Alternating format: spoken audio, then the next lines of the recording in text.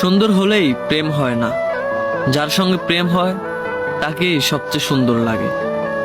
এই কথাটার মাঝে লুকিয়ে আছে ভালোবাসার আসল মানে। আমরা হয়তো প্রথম দেখায় কারো রূপে মুগ্ধ হই, কিন্তু সময়ের সাথে বুঝি সৌন্দর্য চিরস্থায়ী নয়, অনুভবটাই আসল।